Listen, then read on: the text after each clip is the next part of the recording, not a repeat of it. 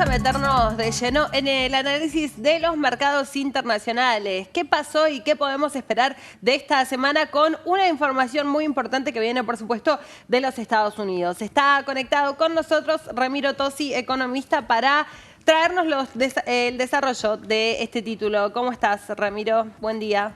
Hola, buen día Mariano, buen día Rocío. Bueno, como decías justamente en la introducción, Rocío, esta semana es clave en los mercados internacionales después de lo que pasó la semana pasada, donde conocimos los datos del producto en Estados Unidos en el tercer trimestre del año, que dio muy fuerte, un 4,9%, por encima de lo que esperaba el mercado, que era un 4,2%.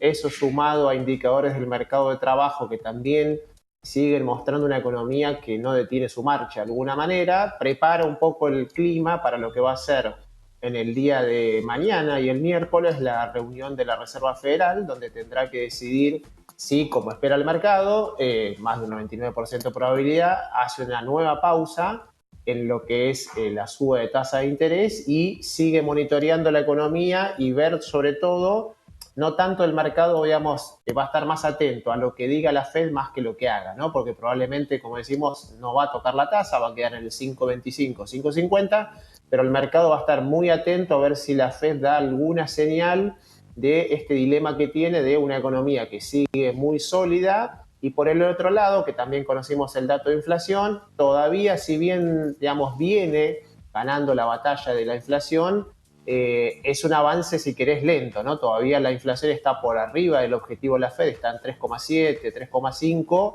y está siendo dificultoso que penetre ese umbral, digamos, del 3,5%, con lo cual habrá que estar atento a lo que diga la Fed y cómo eventualmente reaccionen los mercados, que en las últimas semanas han estado bastante volátiles, tanto el mercado de acciones como el mercado de bonos. Hoy tenés acá en la Argentina bonos corporativos, obligaciones negociables en dólares de empresas que pagan 3,5, 4, mucho menos que ahí el 5,5 que vos decías del bono del Tesoro de Estados Unidos, la inversión más conservadora del mundo. ¿Por qué es que la gente invierte en algo que le paga hasta la mitad, ¿no? Hay algunos que pagan menos del 3, ¿no? Que paga la mitad que allá. ¿Es difícil invertir en el bono del Tesoro de Estados Unidos? ¿Hay que tener un mínimo para poder invertir? Bueno, es interesante la pregunta, Mariano, porque mira, de hecho esta semana está, por ejemplo, hay una licitación de Banco Macro también de obligaciones negociables en dólares que se espera que salga alrededor del 6%, la tasa de rendimiento. Como vos decís, o sea, a nivel de un inversor por ahí más minorista y no especializado, a diferencia, por ejemplo, de lo que es instrumentos como el CDR que te permiten acceder a inversiones en Estados Unidos, lamentablemente no tenemos acá en Argentina, por ejemplo, algo que es muy común en los mercados internacionales, que son CDRs de bonos, ¿no? Que te daría la posibilidad justamente de invertir, por ejemplo, en una cartera de bonos del Tesoro americano o, como decías vos, en empresas, ¿no?, norteamericanas o europeas que también cotizan sus títulos en el mercado americano. Entonces, para un inversor minorista es muy difícil porque a menos que tenga vía un broker local la posibilidad de acceder a una cuenta bancaria en el exterior y por lo tanto hacer el movimiento de títulos, es muy difícil, si querés, para el inversor de a pie acceder a ese tipo de inversiones y por eso es que cuando empresas argentinas ofrecen un instrumento en dólares, pagadero en dólares, hay una sobredemanda que te lleva la tasa de rendimiento, como decís vos, a niveles, ¿no?, que serían impensados, que es por debajo de lo que rinden lo que se consideran los bonos más seguros del mundo, que son justamente los bonos que emite el Tesoro de los Estados Unidos. Hablaba justamente de la licitación del macro. Hay muchos que le tienen miedo, no miedo, pero sino como, a ver, respeto a las acciones bancarias, ¿no?, por cómo están expuestos al sector público, por las LELIQ. Como un 30% al menos de su cartera está expuesto a las LELIQ. Vos escribiste junto ahí con Fernando Morra, con Martín Guzmán, hay un paper justamente sobre esto, ¿no? Sobre que la bola del LELIQ en realidad no es tal y se puede desarmar. Exacto, gracias por la mención, Mariano. Nosotros justamente acabamos de publicar este trabajo donde decimos que si bien, obviamente, como todo, digamos, stock, ¿no?, porque al final del día es una cantidad de pesos, que es un stock de LELIQs, empieza a aumentar por la propia nominalidad de la economía, ¿no? Pues estamos viviendo una inflación de 2 dígitos, entonces eso todos los meses aproximadamente hace que el central tenga que pagar unos 2 billones de pesos de intereses, tanto por lo que son las LELIQs como las operaciones de más corto plazo, que son los pases pasivos, ¿no? Que es en definitiva lo que alimenta una inversión muy típica de los argentinos estas últimas semanas, que son lo que llaman los fondos de money market, ¿no? Que están rindiendo alrededor del 105%.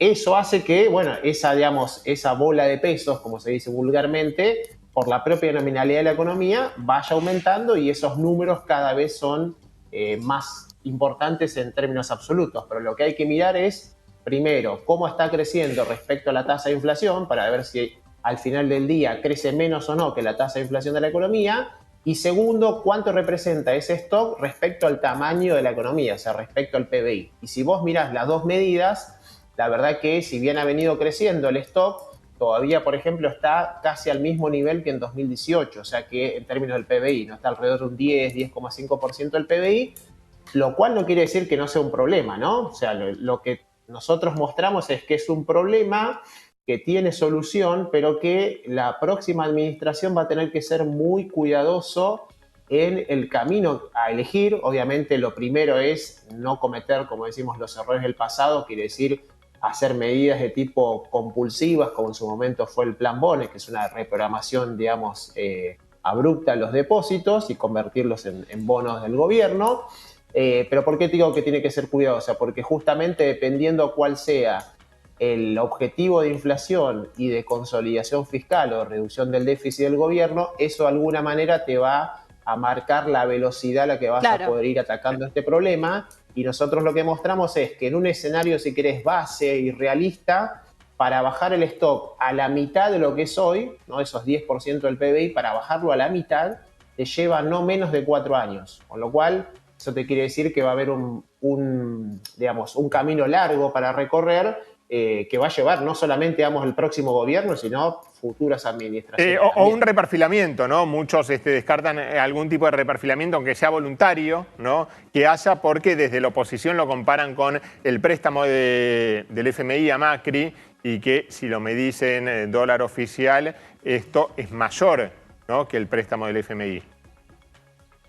Sí, digamos, si lo medís obviamente en términos de dólar oficial sería un valor equivalente, pero claramente los problemas que le genera a la economía un endeudamiento en pesos, si querés, que son las LELIQ, versus el costo que tiene el financiamiento del fondo y las condicionalidades, ¿no?, que te impone el fondo justamente por estar endeudado, tienen naturalezas bien distintas y un poco, si querés, mira, lo volvemos a conectar con lo que hablábamos al principio de la tasa.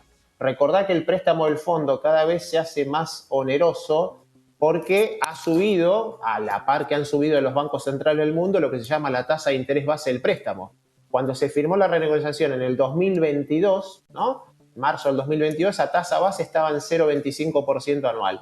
Hoy está arriba del 4%, y a eso le tenés que sumar los famosos sobrecargos, que es la tasa adicional que te va cobrando el fondo dependiendo cuánto estás endeudado respecto a tu cuota y cuánto tiempo estás endeudado contra el fondo. Eso hace que hoy Argentina esté cerca del 8%, un poquito más, en dólares del préstamo del Fondo Monetario Internacional, que es un monto importante, ¿no? Es interesante el análisis que hacías sobre un tema que va a durar más de 4 años, ¿no? Porque incluso se habla de los pronósticos para la Argentina en relación a lo que puede ser el futuro, ¿no?, los próximos años, y tal vez algunas ventajas, como por ejemplo podría llegar a ser el sector energético por el ingreso de dólares. Ahora bien, Ramiro, todo va a depender del plan económico que se aplique y cómo se lo sigue rigurosamente, ¿no?, con tantas variables que, como vos decías, no se van a resolver a partir del 10 de diciembre, por supuesto. Exacto, por eso decíamos, Rocío, que el próximo gobierno tiene que hacer al inicio una elección muy cuidadosa de, si querés, 3 objetivos fundamentales. Por un lado, lo cambiario, o sea, cómo se va a atacar este problema de la brecha y cómo se va a alterar el régimen cambiario para tener que estar haciendo todo el tiempo esta suerte de parches, de crear dólares diferenciales, etcétera. Cómo vas a ir logrando acumular reservas internacionales para reconstituir, ¿no?, el nivel de reservas, y al mismo tiempo, como hablaban en la sección anterior, ir dando un poco más de flexibilidad, por ejemplo, a los importadores para ir disminuyendo ese volumen de deuda comercial y que eso no te genere un problema a la hora de importar. Y luego, justamente, cómo va a ser el tránsito de una situación de déficit fiscal que vamos a estar terminando por arriba del 2%. Bueno, ahora el ministro candidato, digamos, se impuso un objetivo ambicioso, ¿no? Que sería lograr un superávit primario de cerca del 1% del producto en el año 2024, ¿no? Entonces, ¿cómo ves eso? Y ahí, Rocío, te diría que lo que hay que ver, o sea, por lo que se ha comentado hasta ahora, buena parte de ese tránsito al superávit fiscal vendría, ¿no? de esta famosa separata que se presenta todos los años en el presupuesto, que es lo que se llaman gastos tributarios, o sea, recursos que el gobierno deja de recaudar porque otorga algún tipo de incentivo o a empresas o, por ejemplo, al precio de algunos bienes que tienen alícuota reducida, como algunos alimentos que pagan IVA del 10,5%, o algunos, por ejemplo, se me ocurre, digamos, cosas más sencillas para la gente, ¿no? Por ejemplo, todo lo que es los artefactos de iluminación que usan LED también tienen una alícuota, ¿no? Para promover la eficiencia energética y que se consuma justamente menos energía, también tiene un IVA diferencial. Entonces, más lo que es el régimen diferencial de Tierra del Fuego. Entonces, habrá que ver ahí, ¿no? De todo ese conjunto de gasto tributario, que son casi 4 puntos del PBI,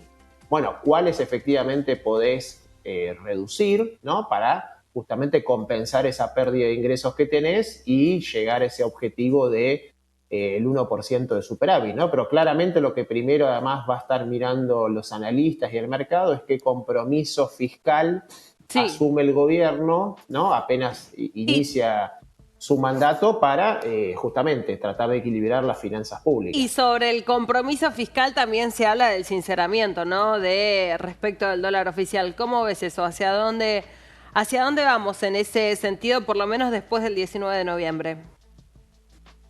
Bueno, eso es, digamos, buena parte de la discusión de lo que sería ¿no? En el escenario donde el actual ministro, digamos, se convierta en presidente, ¿no? Lo que nosotros llamamos internamente en nuestros informes la transición masa a masa, ¿no? El tránsito del ministro al presidente, ahí, digamos, probablemente lo que trate de hacer es no generar un movimiento del tipo de cambio que, si no está acompañado justamente de medidas respecto a la modificación del régimen cambiario o lo fiscal, probablemente te lleven a una evaluación desordenada como la que vimos a la salida, ¿no? De las elecciones PASO. Yo creo que el gobierno va a tratar de evitar eso, yo creo que ha aprendido esa lección, entonces tratará hasta el 10 de diciembre con las herramientas disponibles que tiene, con estos nuevos regímenes diferenciales, ¿no? Que le permite acceso al 30% de las divisas a un tipo de cambio más alto, que en definitiva implica una evaluación encubierta cerca de 500 pesos. Bueno, va a tratar, digamos, de que con esos dólares llegar hasta el 10 de diciembre y creo que ahí tendrá que tener una discusión bien profunda o quizás ya la estén, digamos, pensando, ¿no? Sobre cómo va a iniciar el régimen cambiario el 11 de diciembre de 2023. O sea, si vamos a mantener este esquema, si va a haber un desdoblamiento. Sí, ya hay, ¿no? Un desdoblamiento, ya hay prácticamente. El desdoblamiento ya lo tenés.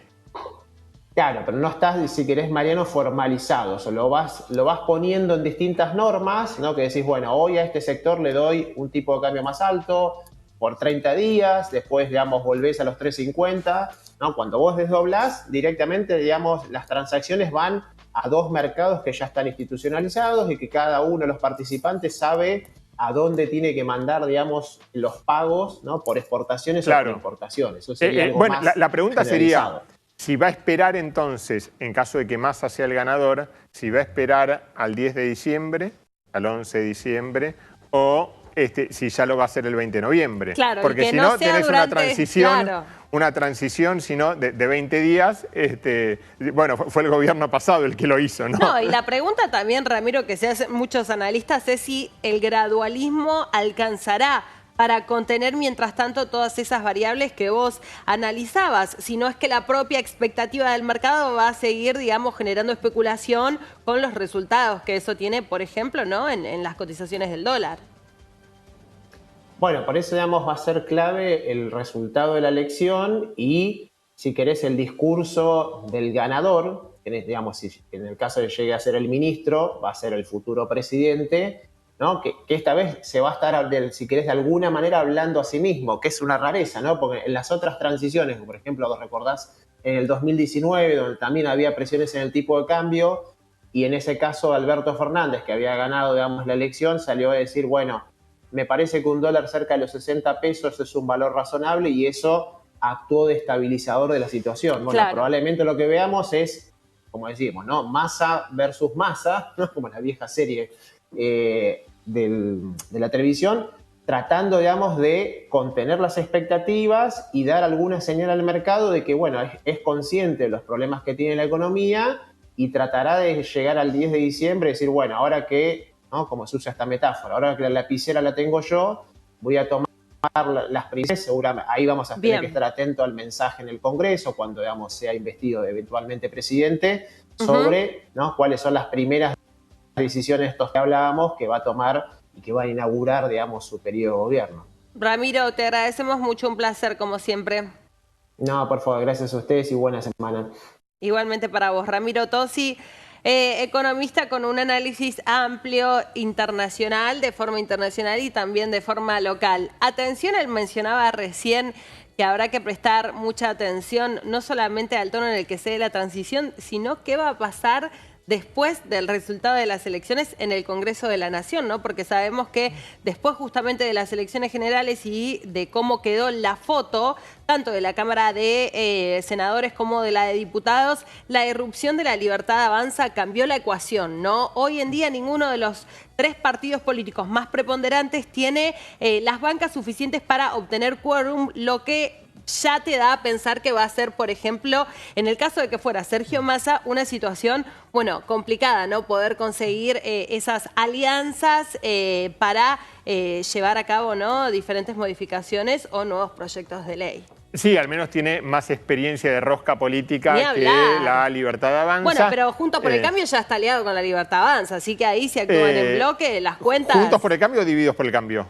Los radicales no están aliados por lo pronto, ¿no? Hay cada vez más rupturas ahí de quién sí, quién no, quién hasta entonces.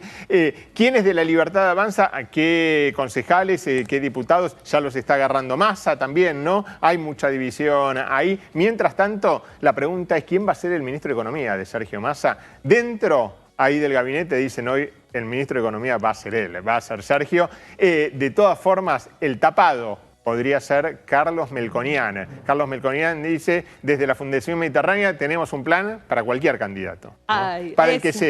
Para el que sea, ¿no? Con lo cual, Carlos Melconian podría llegar a ser el ministro de Economía de Sergio Massa, que le ofreció a Roberto Lavagna, pero Roberto Lavagna va a estar como asesor externo, pero no dentro del gabinete, donde quienes sí van a tallar fuerte va a ser el jefe de gabinete, Leonardo Madcour, que podría tener un rol preponderante, y el vicepresidente del Banco Central, Lisandro Cleri, los dos hombres fuertes de Sergio Massa, junto con el hijo de Roberto Lavagna, Marco Lavagna, hoy al frente del INDEC. El contexto también político. Seguimos a continuación con más información.